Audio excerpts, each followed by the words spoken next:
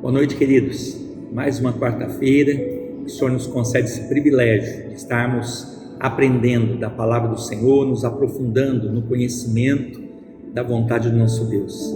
Que você possa ser alimentado pela palavra ministrada pelo pastor Helder Carantino e mais uma escola bíblica que o Senhor nos concede. Deus abençoe, nos vemos no final. Paz, amados. A Bíblia romana tem 72 livros e a Bíblia protestante ou evangélica tem 66 livros. O católico diz que nós tiramos livros da Bíblia. O protestante diz que a Igreja Católica acrescentou livros à Bíblia. Os católicos afirmam que a nossa Bíblia está incompleta e nós afirmamos que a Bíblia dos católicos está errada por ter livros a mais. Quem está certo? Quem está errado? É sobre isso que eu quero falar nesta aula. A verdadeira Igreja de Cristo e a Sagrada Escritura, dando ênfase no Antigo Testamento. Jesus nos disse: conhecereis a verdade e a verdade vos libertará. E como cristãos e como Igreja de Cristo, nós temos obrigação de conhecer a verdade. Isso vale para todo cristão. Muito bem, eu vi muitos livros católicos, muitos vídeos, muitas reportagens, muitas postagens, muitos escritos de vários sites católicos, além dos livros que eu já tinha estudado, já tinha visto. E os argumentos da Igreja Católica, dizem eles que se dividem em dois grupos: argumentos históricos e argumentos teológicos a favor dos livros que existem a mais na Bíblia Católica. Estes livros que existem a mais, nós protestantes chamamos de apócrifos. O que são livros apócrifos? A palavra apócrifo vem da língua grega e significa algo oculto, obscuro, escondido, sempre ligado a alguma coisa errada. A Igreja Católica chama esses livros de deuterocanônicos. Deuterocanônicos. Por quê? É uma palavra grega que significa segundos canônicos, né? Teve os primeiros canônicos e agora tem os segundos canônicos. São esses livros que a Igreja Católica chama de deuterocanônicos e nós chamamos de apócrifos. A Bíblia evangélica e a Bíblia protestante e a Bíblia católica não tem problema em relação ao Novo Testamento. O Novo Testamento são os mesmos 27 livros para a Igreja Católica e são os mesmos 27 livros para nós protestantes. A questão está no Antigo Testamento. E vendo, por exemplo, eu vi muitas aulas e muitos vídeos, dos apologetas católicos, eles argumentam basicamente baseado na história. Para variar um pouquinho, a Igreja Católica se segura na sua tradição, que a própria Igreja inventa, para poder justificar as suas doutrinas erradas. Eles dizem que tem argumentos históricos e teológicos, mas na realidade, meus irmãos, só tem argumentos históricos. Teológico, eles dizem que tem, mas você vai ver que não tem. Agora, quais são esses argumentos históricos que eles usam? Por exemplo, eu vi alguns vídeos do professor Felipe Aquino, da Canção Nova, do sacerdote romano Paulo Ricardo, que é um grande teólogo católico. Eu particularmente tenho um respeito por ele, admiro. Em termos de filosofia ele é excelente. Em termos de teologia bíblica, infelizmente é uma negação, É muito deficiente em termos de teologia bíblica, teologia sistemática contemporânea. Mas em termos de filosofia ele é muito bom e tem ajudado muito, o Brasil a se livrar das filosofias marxistas e secularistas. Então eu tenho um respeito pelo sacerdote romano Paulo Ricardo. Eu assisto muitas suas aulas, muitas aulas dele já assisti. Agora, em termos de teológico, em termos bíblicos, infelizmente é sofrível. Mas, vendo os vídeos dele, as aulas dele, eles usam os seguintes argumentos. Eles dizem que a Bíblia católica é a Bíblia que Jesus e os apóstolos usavam. Eles dizem que haviam dois cânons. Cânon é uma palavra grega que é usada para se referir à Bíblia Sagrada, tanto o Antigo quanto o Novo Testamento. Cânon, que significa, na língua grega, é uma vara de medir, uma régua, ou como chamamos no Ceará, um metro, aquela coisa de medir. E aí essa palavra passou a ser usada sobre a Bíblia Sagrada, a regra perfeita, o método, a medida correta. E ele diz que havia dois livros. O livro no Antigo Testamento havia duas Bíblias. Uma Bíblia fabricada na Palestina, com os judeus da Palestina, e uma outra Bíblia que foi fabricada em Alexandria, no Egito. Essa Bíblia fabricada no Egito nada mais é do que a Septuaginta, a famosa tradução do hebraico para o grego, porque os judeus foram espalhados pelo mundo. Nessa época, quase todo o império falava grego, quase todo mundo era bilíngue, falava a sua língua e falava o grego, e os judeus dispersos pelo mundo, na diáspora, acabaram perdendo a sua língua. Então, 70 sábios foram designados para traduzir a Bíblia do hebraico para o grego, e eles traduziram. E aí é chamado de Septuaginta, porque Septuaginta é o símbolo LXX, que em algarismo romano significa 70. Os apologistas católicos, o professor Felipe e o sacerdote Paulo Ricardo, afirmam que essa Bíblia Septuaginta é a Bíblia que Jesus e os apóstolos usavam, e essa Bíblia foi fabricada no ano 250 a.C., 250 mais ou menos a.C. Enquanto que a outra Bíblia da Palestina, ela só foi completa no ano 100 depois de Cristo. Então, para eles, a Bíblia romana é a mais antiga, porque era a Bíblia de Jesus e dos apóstolos, fabricada no ano 250 antes de Cristo. E a Bíblia hebraica, o Antigo Testamento hebraico, ele só foi completado no ano 100 depois de Cristo, num concílio judaico chamado de Jâmnia. Eu posso afirmar para você com toda segurança que é mentira. O professor Felipe Aquino chega a dizer ainda que essa Bíblia, a Septuaginta, é a mais confiável que tem, pelo fato de Jesus e os apóstolos usarem. E que a outra Bíblia, a Bíblia fabricada na Palestina, o cano palestinense, ele foi um cano que foi feito pelos judeus, mas com critérios nacionalistas. Os judeus só aceitavam se tivesse sido escrito na Palestina, em Jerusalém, naquela região, só aceitavam se os autores fossem judeus e se o escrito fosse em hebraico. Então foram critérios nacionalistas. Isso o professor Felipe ia ensinando para os seus alunos. O que é um absurdo tremendo. Eles chegam a dizer que os pais da igreja fizeram muitas citações da Septuaginta, além de Jesus e dos apóstolos.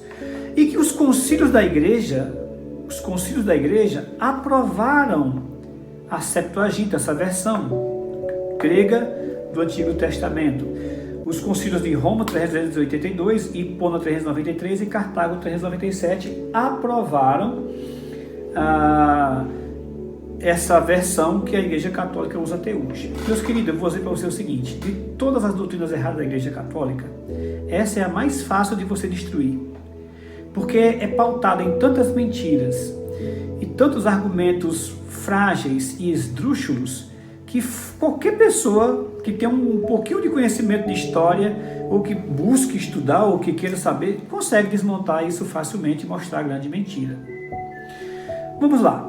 Primeiro, esse concílio de Jâmnia, que o professor Felipe fala no ano 100 depois de Cristo, e que decidiu a Bíblia judaica, porque até então não estava decidida, é uma tremenda de uma mentira.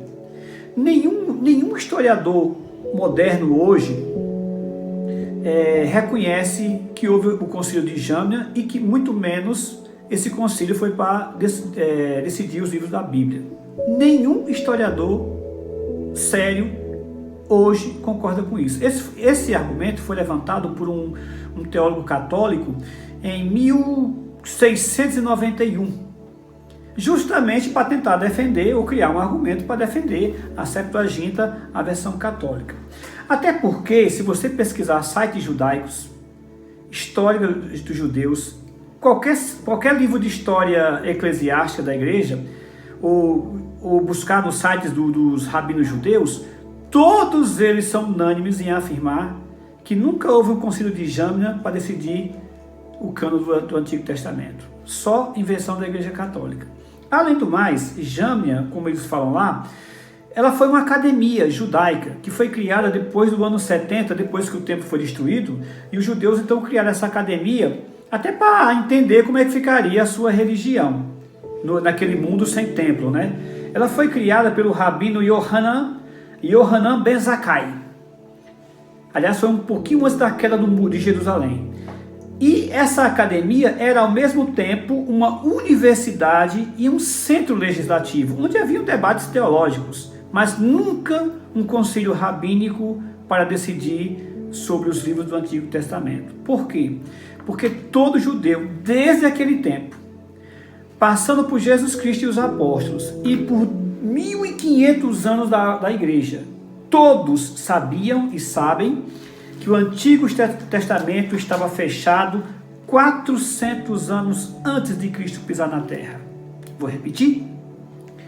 Todo judeu do tempo de Malaquias, de Esdras, quando eles voltaram do cativeiro babilônico, 450 anos de Cristo, todo judeu daquele tempo, inclusive passando por Jesus Cristo, pelos profetas, por todos os pais da igreja, com exceção talvez de um, até os dias de hoje, tanto judeus quanto cristãos sabem que o Antigo Testamento estava fechado 400 anos antes de Cristo, sendo Malaquias o último dos profetas.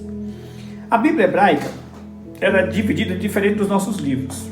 A Bíblia hebraica tinha 22 livros, mas o Antigo Testamento nosso tem 39 e os hebreus tinham 22? Não.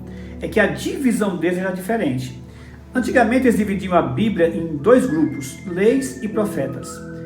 Tanto é que Jesus se refere a essa divisão, quando ele diz lá em Mateus 5,17, eu não vim revogar as leis e os profetas, eu vim cumprir. Ou seja, Jesus conhecia essa divisão de leis e profeta do Antigo Testamento. Um pouquinho mais para frente, a divisão passou a ser tripla.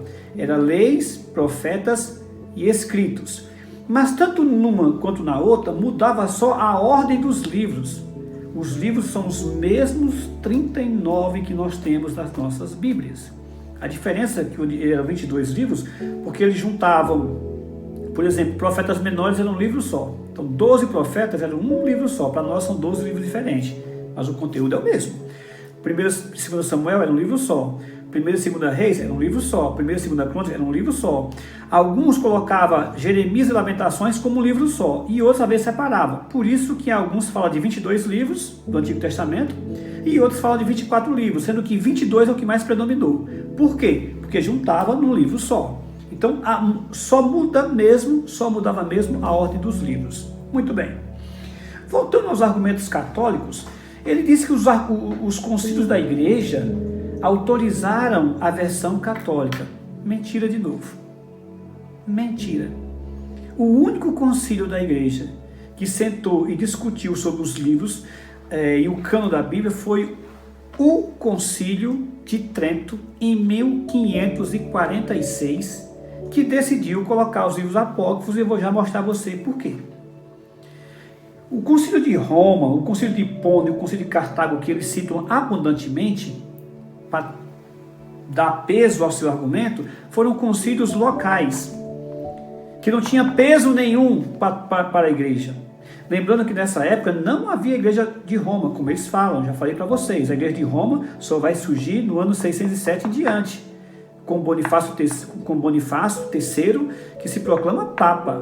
Até Gregório o Grande já havia alguns erros na igreja, muitos erros para ser sincero, mas Gregório o Grande, o bispo de Roma, nunca aceitou ser Papa, o título, e nunca aceitou usar a coroa.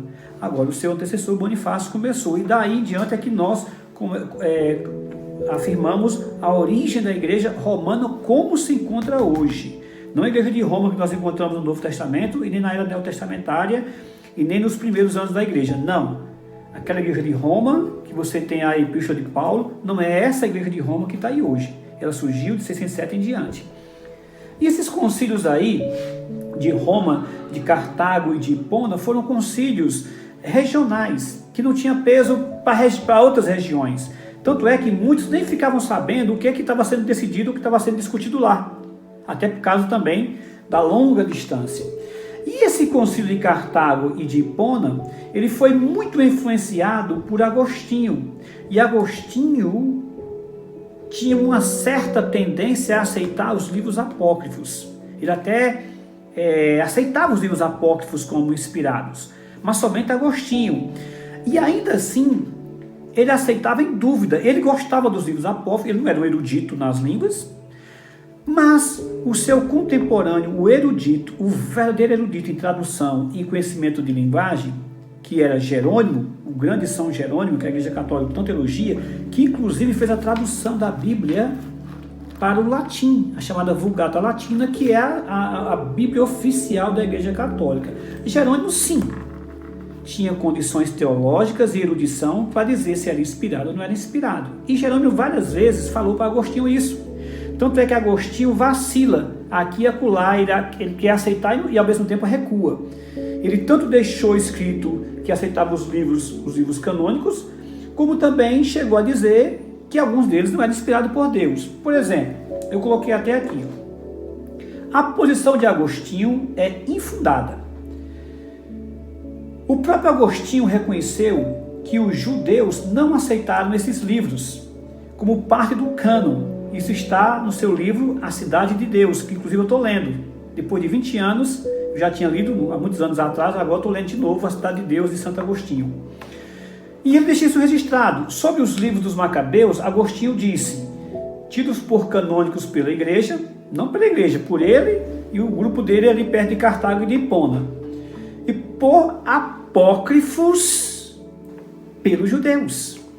A igreja assim pensa por causa dos terríveis e admiráveis sofrimentos destes mártires. Ou seja, o argumento de Agostinho é ridículo, é infundado.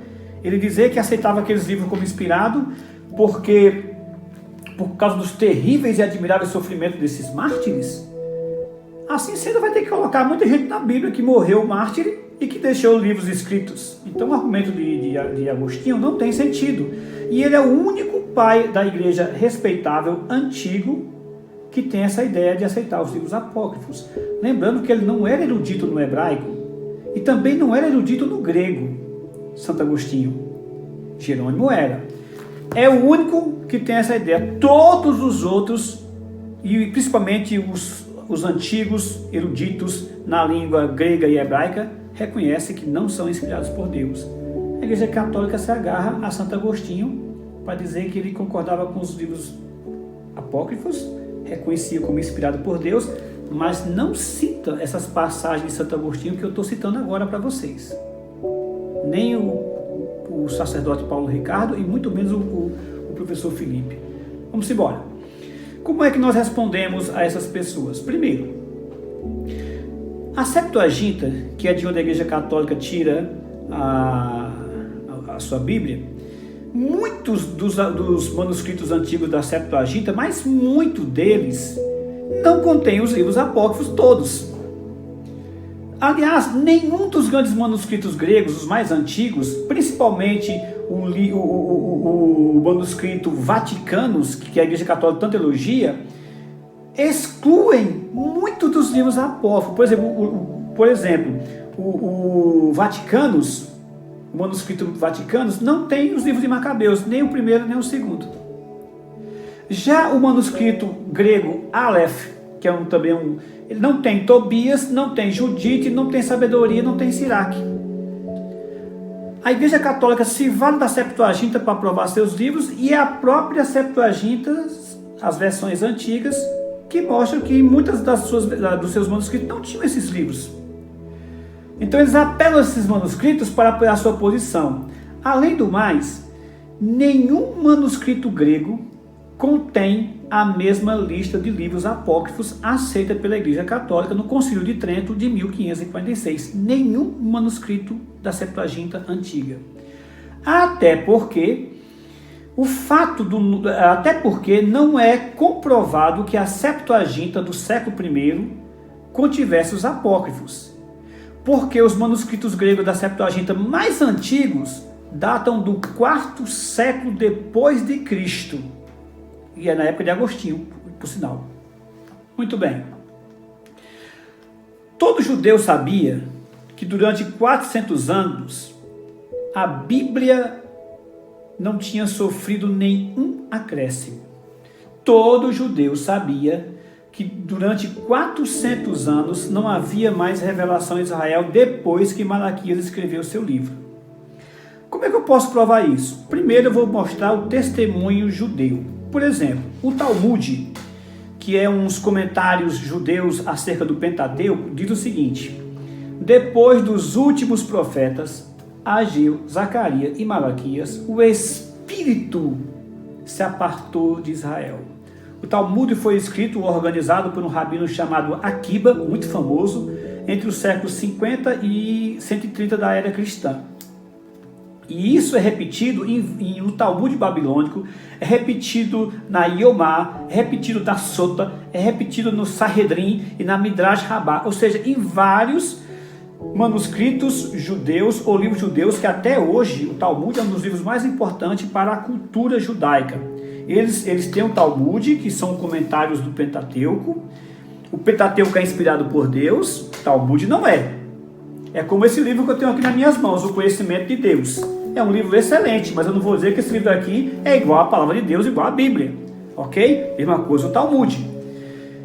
E eles falam claramente que depois do último profeta Malaquias, o Espírito se apartou de Israel.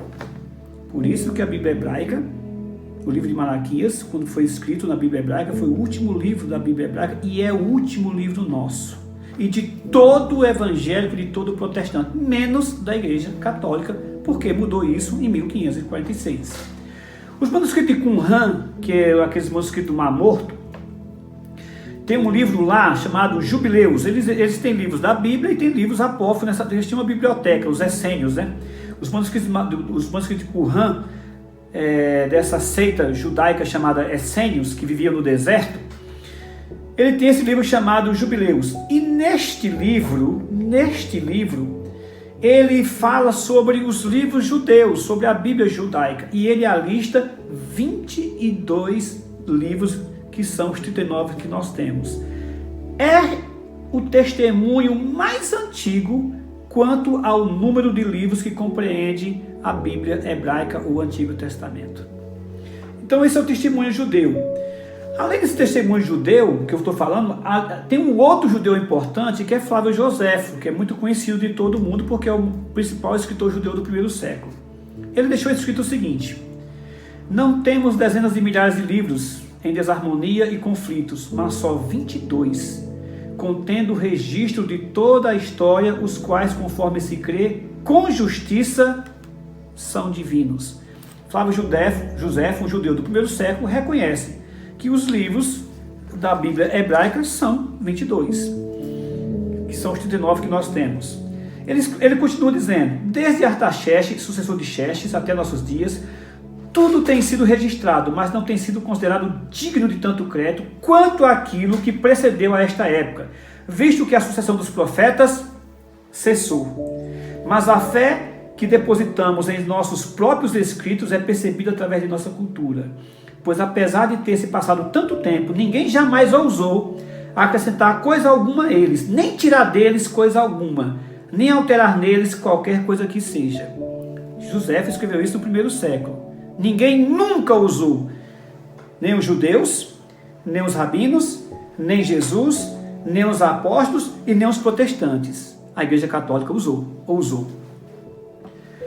Filo, que também é um judeu de Alexandria do primeiro século, em sua obra De Vita Contemplativa, testemunha a divisão tripartida do cânon em 22 livros. E o interessante é que Filo de Alexandria, ele era acostumado com a Septuaginta, porque foi escrita lá em Alexandria, mas ele não cita uma vez sequer os livros apócrifos.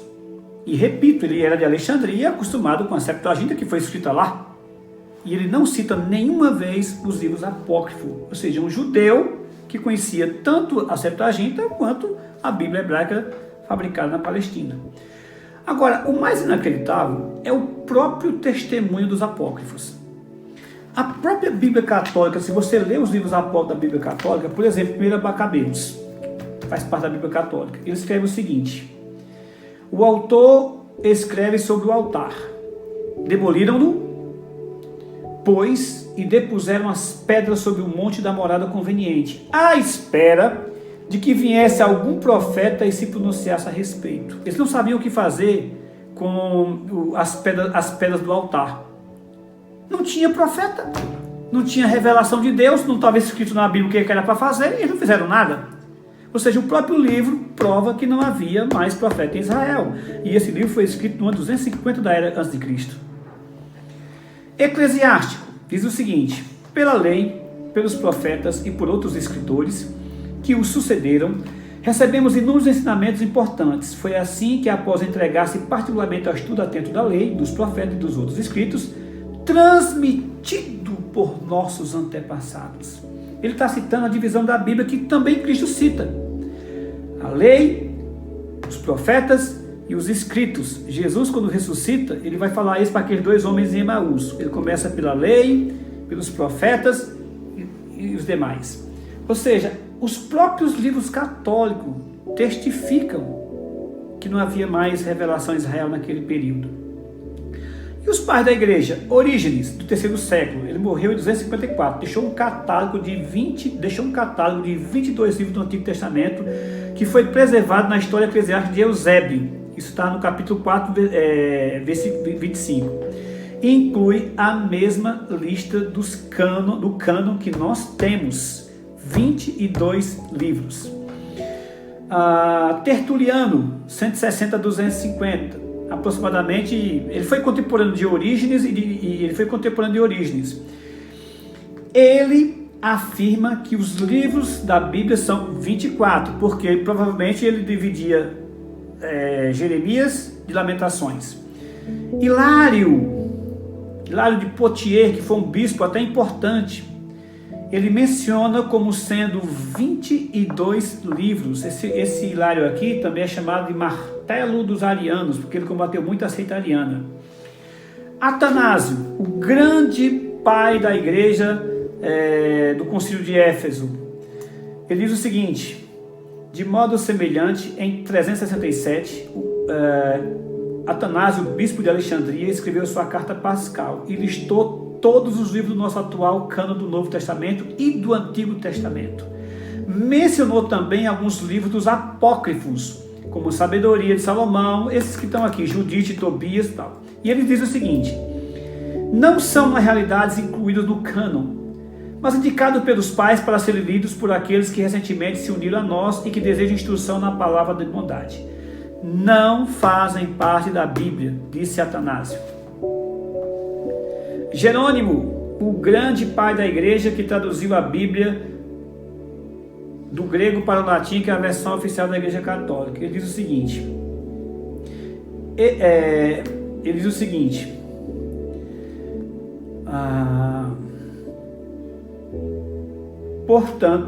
deixa eu ler aqui. Este prólogo, como vanguarda, com capacete das Escrituras, pode ser aplicado a todos os livros que traduzimos do hebraico para o latim, de tal maneira que possamos saber que tudo quanto é separado destes deve ser colocado entre os apócrifos. Então, ele traduziu a Bíblia do grego para o latim e colocou os livros apócrifos no final, e ele chama de apócrifos. Portanto, Sabedoria, comumente chamada de Salomão, a Sabedoria de Siraque, Jesus filho de Siraque, Judite, Tobias, Pastor de Hermas, não fazem parte do cânon.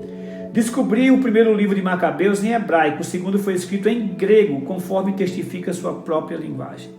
Então, o grande tradutor da Bíblia católica, Jerônimo, deixou escrito que esses livros não fazem parte do cânon, não são inspirados por Deus. Ele continua: da mesma maneira pela qual a igreja lê Judite, Tobias e Macabeus no culto público, mas não os recebe entre as escrituras canônicas. Assim também sejam esses dois livros úteis para a edificação do povo, mas não para estabelecer doutrinas da igreja. Em outros trechos, prima pelo reconhecimento de apenas os 22 livros contidos no hebraico e a relegação dos livros apócrifos a uma posição secundária. Meus irmãos, nós podemos ler os livros de Macabeus, o livro de Judite, nós podemos ler como leu qualquer livro. O que não pode, o pecado não é ter esses livros na Bíblia. da Igreja Católica. O pecado não é ler esses livros. Eu leio.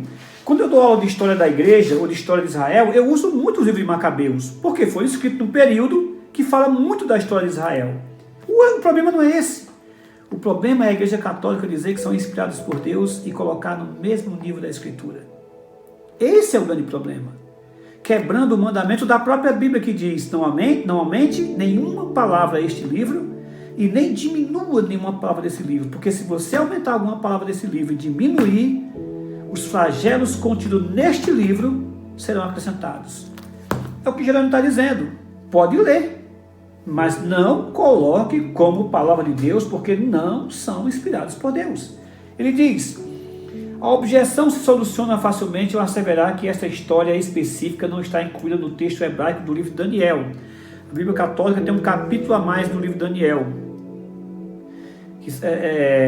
que conta uma história fictícia.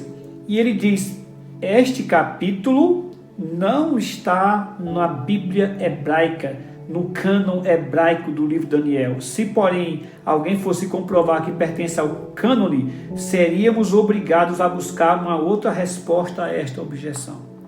Mas está aqui. Hoje mesmo eu li o acréscimo do livro de Daniel.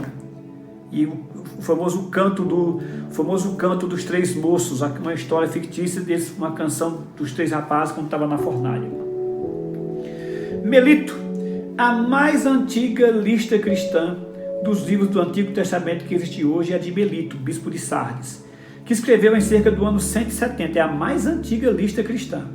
Quando cheguei ao Oriente e encontrei-me no lugar em que estas coisas foram proclamadas e feitas e conheci com precisão os livros do Antigo Testamento, avaliei os fatos e o enviei a ti. São estes os seus nomes. Ele cita o Pentateuco, ele cita exatamente os livros que nós temos nas nossas Bíblias. Um por um.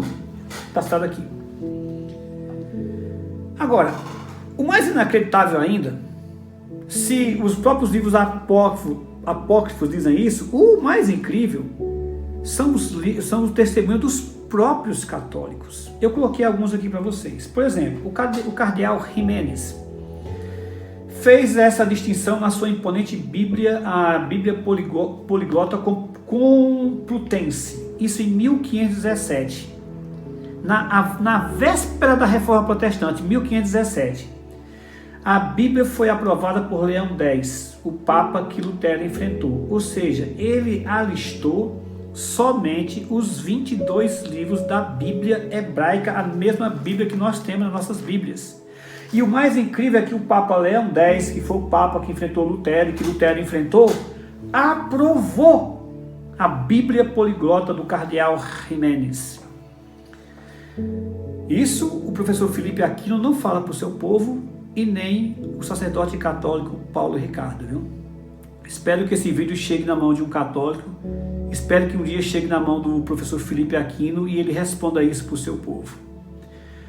Outro teólogo católico muito importante, muito notável da época da Reforma foi o cardeal Cajetano, que se opôs a Lutero. Ele debateu inclusive com Lutero. E ele escreveu um comentário sobre todos os livros históricos e autênticos do Antigo Testamento. Esse cardeal Cajetano. Isso em 1532. Só que ao escrever esse comentário sobre os livros históricos e autênticos do Antigo Testamento, ele excluiu os apócrifos. E o Papa da época, que já não era mais Leão X, era Clemente VII, deu sua aprovação ao livro do cardeal Cajetano. Ou seja, o próprio testemunho católico, na época da Reforma, antes um pouquinho do Concílio de Trento, reconheciam os mais ilustres teólogos católicos como apenas os 39 livros que nós temos na nossa Bíblia, que são os 22 da Bíblia hebraica. Então, o testemunho católico. Muito bem. Agora, um outro escritor católico recente, de nome John L. Mackenzie, no seu dicionário bíblico, ele escreve o seguinte, sobre o verbete de cânone, comenta que no Concílio de Trento houve várias controvérsias, notadamente candentes, sobre a aprovação dos apócrifos. Nós sabemos que houve uma briga feia. Os livros apócrifos foram aprovados com uma minoria apertada, 53 bispos apenas para poder aprovar. Um outro escritor, e porque o John Mackenzie foi polido, nós sabemos o que aconteceu. Um outro escritor católico de nome Cardeal Pallavicini,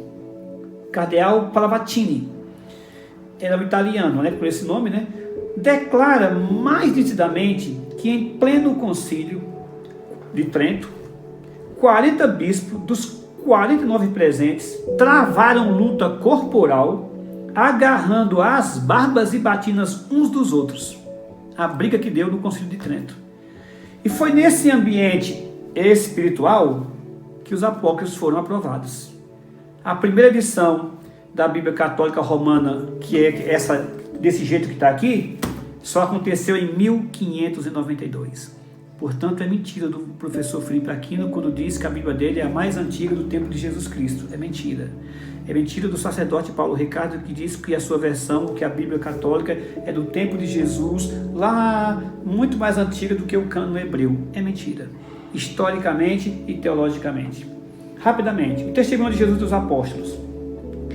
Jesus nunca citou os apócrifos. Nunca. Embora ele citou várias vezes a Septuaginta. Por quê? Porque eles falavam grego naquela cultura. A maioria das pessoas só entendia o grego, não falava mais o hebraico e alguns nem mais o aramaico, porque viviam dispersos pelo império. E eles citaram, mas não citaram os livros apócrifos. Em nenhuma vez, nem Jesus, nem os apóstolos. Olha, irmãos, existem 260 citações diretas do Novo Testamento para o Antigo Testamento, na boca de Jesus e dos apóstolos. 260 citações, nenhuma vez cita os apócrifos. E há 370 alusões diretas, e nenhum dos apócrifos. Eu vou correr para terminar. Agora, o maior problema dos livros apócrifos são os livros apócrifos. Eu não preciso argumentar em termos de história para mostrar os erros dos livros apócrifos. A melhor maneira de você mostrar para um católico que os livros apócrifos não são inspirados por Deus é você sentar com um católico, pegar a Bíblia católica e dizer: irmão, senta aqui, vamos conversar. Deixa eu te mostrar por que nós não aceitamos esses livros. Deixa eu mostrar porque na nossa igreja nós não concordamos com os livros apócrifos. Por exemplo, vou começar por aqui. Tobias. Uma história fictícia de um jovem que vai à procura de um remédio para curar seu pai, que estava sentado, descansando lá da refeição, e de repente pousou uma andorinha, e eu não sei como explicar, a andorinha defecou, e acho que no meio do caminho a coisa abriu em dois tiros, né, e pegou nos dois olhos do pai de Tobias, o pai de Tobias ficou cego. Vai vendo como é que começa o livro de Tobias. Uma defecada da andorinha, provavelmente 2 tiros seguidos, um do lado do outro, caiu nos olhos e ficou cego. E aí começa uma busca para poder buscar um remédio para que o pai dele fique curado. E nessa história aparece um anjo que se oferece para guiar Tobias. Só que o anjo, o livro todo mente. Eu peguei aqui só um exemplo. Tobias 5, 15, 19. E o anjo disse-lhe: eu conduzirei, e tu reconduzirei. Tobias respondeu: peço-te que me digas de que família e de tribo és tu. O anjo Rafael disse-lhe: procura saber a família do mercenário ou o mesmo mercenário que vá com teu filho. Mas para que te não ponhas em cuidados, eu sou Azarias, filho do grande Ananias. E Tobias respondeu-lhe: tu és de uma ilustre família, mas peço-te que não te ofendas por eu desejar conhecer a tua geração. Na Bíblia, o único anjo que mente é Satanás e os demônios, porque é o pai da mentira. Na Bíblia Católica, eles colocam um livro de um anjo mentindo o tempo todo, não é um demônio, é um anjo mentindo o tempo todo, e diz que o livro é inspirado por Deus. É por isso que você tem que chegar para o católico com calma, com amor, com paciência. Meu irmão, olha, isso aqui não tem sentido, está errado. Aqui tem outra passagem no livro de Tobias que é inacreditável, em que ele vai ensinar a Tobias a fazer uma macumba, um despacho de macumba. Diz assim, ó: Azarias, meu irmão. Até aqui o anjo está chamando ele, já estou viajando pelo meio do mundo e chamando de Azarias, porque o anjo continua mentindo. Azarias, meu irmão, peço-te que me digas qual é a virtude curativa dessas partes do peixe que me mandastes guardar. Pulou um peixe em cima de Tobias, estava perto da água, o peixe pulou, ele pegou pela guerra, e o anjo mandou arrancar o fel, as tripas, a bilis, as entranhas do peixe. Aí o anjo vai dizer, mas para que eu arranquei isso aqui? Aí o anjo responde, se puseres uns pedaços do coração, rins, sobre brasas, a sua fumaça expulsará toda espécie de mau espírito, tanto do homem como da mulher, e impedirá que eles voltem de novo. Isso aqui, ele está ensinando um despacho. Pega aí a tripa, queima, aí a fumaça da macumba vai espantar os demônios e os maus espíritos. E a Bíblia Católica tem coragem de dizer para o seu povo que um livro desse é inspirado por Deus. Irmãos, eu já passei do tempo, eu vou ter que correr rapidamente. Por exemplo, o livro de Judite. O livro de Judite é errado do começo ao fim. É tanto erro que não dá nem para listar. Vou citar apenas um. Por exemplo, ela diz assim, no 13º ano do rei Nabucodonosor, rei dos assírios, que reinava na Síria. Qualquer aluno de 8ª série sabe que Nabucodonosor não foi rei da Síria. Foi rei da Babilônia. Será que o Espírito Santo não saberia que Nabucodonosor foi rei da Babilônia? Judite não sabia. Por quê? Porque não é inspirado por Deus. Não há nenhum erro histórico e geográfico nas nossas Bíblias. Nenhum na Bíblia de Judite. É tanto erro que os tradutores da Bíblia Ave Maria, essa Bíblia que estou aqui nas minhas mãos, os monges de Maredson, eles com vergonha, coitado, colocam até a nota de rodapé. As informações geográficas e históricas do livro de Judite são, em geral, muito imprecisas. Não, monges, não são imprecisas, são erradas, porque não são inspiradas por Deus. O livro de Macabeus, ele mesmo reconhece que não é inspirado por Deus. Por exemplo, 1 Macabeus, capítulo 9, versículo 27. 1 Macabeus 9, 27, ele reconhece que não havia profeta em Israel. A opressão que caiu sobre Israel foi tal que não houve igual desde o dia em que tinham desaparecido os profetas. O próprio livro de Macabeu reconhecia que o último profeta tinha sido Malaquias, desaparecido há 250 anos atrás. E em 2 Macabeus ele pede perdão se o livro que ele escreveu não ficou bom. 2 Macabeus. Irmão, eu não vou ler porque é um pouco comprido, mas é 2 Macabeus, no seu prólogo e no seu epílogo. E para encerrar, Eclesiástico também pede perdão se por acaso não está boa escrita. Ele diz o seguinte, meu avô Jesus quis escrever algo instrutivo e cheio de sabedoria, a fim de que as pessoas desejosas de se instruir, esclarecidas por suas lições, pudessem dedicar-se mais e mais à reflexão e a progredir na vida conforme a lei. Não o que ele escreveu, conforme a lei. Ele está falando sobre a lei. Exorto-vos então a consagrar a leitura desse livro, boa vontade e atenção muito particular, e a perdoar-nos também, quando, embora querendo dar uma imagem exata da sabedoria, não encontramos, entretanto, os termos desejados para expressá-la. Ele pede perdão se por acaso não está boa a escrita dele. O maior inimigo da Igreja Católica é a palavra de Deus. Eu venho dizendo isso há muito tempo para vocês. Mesmo tentando enganar, mesmo tentando adulterar a palavra de Deus, ela não consegue. Porque a palavra de Deus é viva e eficaz, e mais cortante do que espada de 2 gumes, e penetra até o ponto de separar juntas e medulas. Eu não digo para o católico que não leia a sua Bíblia, muito pelo contrário, leia. Até porque onde tiver uma Bíblia aberta, tem chance de salvação. Eu não digo para o católico que os livros apócrifos não deveriam ser traduzidos. Deveriam. Eles têm algum valor histórico. O que eu digo para o católico é que a Igreja Católica cometeu um gravíssimo pecado quando acrescentou os livros apócrifos à sua Bíblia. Quebrou o mandamento do próprio Deus de não acrescentar e não tirar.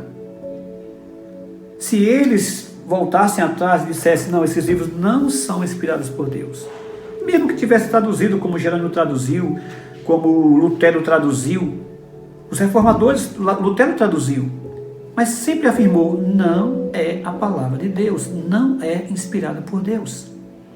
Portanto, meu irmão católico, minha irmã católica, meu amigo católico, minha amiga católica, quando seus líderes nos acusam de que nós tiramos da palavra de Deus, não é verdade. Foram os seus líderes que acrescentaram.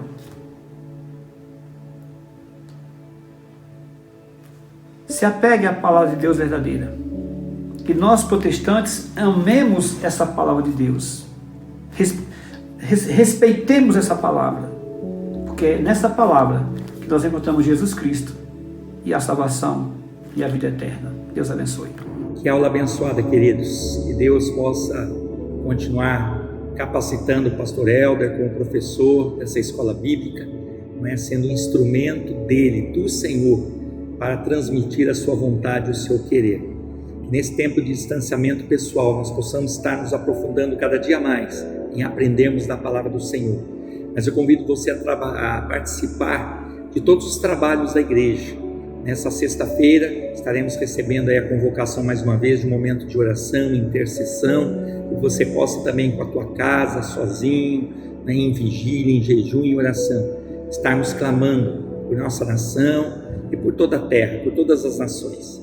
Também no sábado a live do jovem, 19h30, jovem, quero incentivar você a estar participando e interagindo também entre os jovens. E aguardamos vocês também, domingo, se assim aprover o Senhor, às 10 da manhã, na nossa primeira celebração, e também às 19 horas. Que o Senhor te dê uma noite guardada por Ele de descanso, de renovo, que o guarda de Israel que não dormita, tenha aí o seu anjo acampado junto de você, e você possa se alegrar na confiança que nós temos um Deus gracioso que manifestou o seu amor através de Jesus Cristo. Boa noite a todos, até uma próxima oportunidade. Deus abençoe.